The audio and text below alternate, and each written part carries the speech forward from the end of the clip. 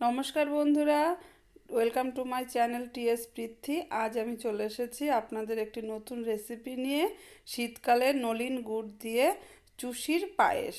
চুষি কেটে গ্রাম বাংলায় যেভাবে রান্না করে, কিভাবে করছে, আমি একদম প্রথম থেকে স্টেপ বাই স্টেপ আপনাদের ভালো করে দেখাবো। এই দেখুন বন্ধুরা, আমি গরম জলের মধ্যে চালের গুঁড়ি দিয়ে ডো করে নিয়েছিলাম। সেই ডো থেকে আমি সরু সরু করে লেচি কেটে নিচ্ছি। এইভাবে আপনারা প্রথমে সরু সরু করে লেচি কেটে নেবেন। লেচি কাটা হয়ে গেলে সেইটাকে আবার কিন্তু চুষি কাটতে হবে। এই দেখুন, একদম সুন্দর করে কাটা হচ্ছে চুষিগুলো, আর ওই লেচি থেকেই কিন্তু এই চুষিগুলো কাটতে হবে। এবার দেখবেন আমি কিভাবে চুষিগুলো কাটছি। এই দেখুন বন্ধুরা, প্রথমে একটু চালের গুঁড়ি পিঠের উপর নিয়ে নেবেন। তারপর এই লেচিটাকে ধরে আস্তে আস্তে সুন্দর করে সরু সরু করে এই চুষিগুলো কাটতে হবে। যত সরু হবে তত সুন্দর হবে কিন্তু এই চুষির পিঠেগুলো। আর এই চালের গুঁড়ি নেবেন যাতে পিঠির সঙ্গে ওটা লেগে না যায়। এই দেখুন কি সুন্দর চুষি কাটা হয়েছে, কত চুষি কাটা হয়েছে, খুব সুন্দর লাগছে দেখতে, সরু সরু চুষি।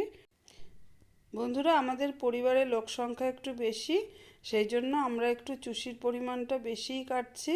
আপনারা আপনাদের ফ্যামিলি অনুযায়ী চুষির পরিমাণটা নিয়ে নেবেন।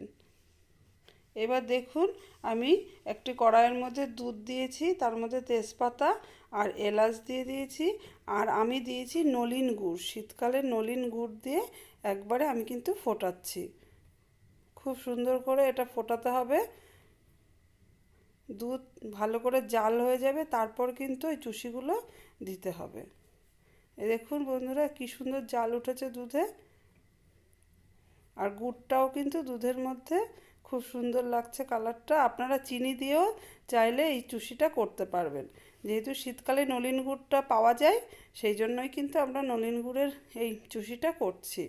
কিন্তু আপনারা অন্য সময় গুড় না পেলে চিনি দিয়েও এই পিঠেটা আপনারা খুব সুন্দর করে করতে পারবেন। একই রকমই পদ্ধতিতে করবেন। দুধটা আমার খুব সুন্দর জাল হয়ে গেছে। এবার কিন্তু আমি ওই কাটা চুষিগুলো এর মধ্যে দেব। এই দেখুন বন্ধুরা, আপনারা এই চুষিগুলো অল্প অল্প করে দেবেন, আবার একটু নাড়িয়ে নেবেন, না হলে একবারে দিলে কিন্তু একটার সঙ্গে একটা লেগে যেতে পারে। আস্তে আস্তে আপনারা দেবেন, আবার একটুখানি নাড়িয়ে নেবেন। খুব সুন্দর করে দিতে হবে, আর এটা বেশ ছাড়া ছাড়া থাকবে, তাহলে কিন্তু খেতে খুব সুন্দর লাগবে। চালের পায়েস বলুন কিংবা সিমাইয়ের পায়েস বলুন, এই চুষির পায়েস কিন্তু খেতে সবথেকে সুন্দর লাগে। আপনারা একবার হলেও বাড়িতে ট্রাই করবেন এইভাবে। আর নলিন গুড় হলে তো কোনো কথাই নেই, একদম খুবই জমে যাবে এই শীতকালে বিশেষ করে। এবার ওইটা দিয়ে ভালো করে ফোটাতে হবে। এই চুষিগুলো দুধের মধ্যে ভালো করে ফুটবে, ওটা সেদ্ধও হয়ে যাবে। আর রান্নাটা এইভাবে আস্তে আস্তে জাল হবে, আস্তে আস্তে করে করবেন। এ দেখুন, আমি খুব সুন্দর করে আস্তে আস্তে জাল দিচ্ছি, আর দু একটা করে চুষি আস্তে আস্তে ওপরে ভেসে উঠতে শুরু করেছে। এই দেখুন, ওপরে চুষিগুলো ভেসে উঠছে। এইভাবে চুষিটা ভেসে উঠলে বুঝবেন চুষিগুলো কিন্তু সেদ্ধ হয়ে গেছে। শুধু একটুখানি রান্না করবেন ভালো করে। এই দেখুন কি সুন্দর আস্তে আস্তে ঘন হয়ে যাচ্ছে, খুব সুন্দর করে রান্না হচ্ছে।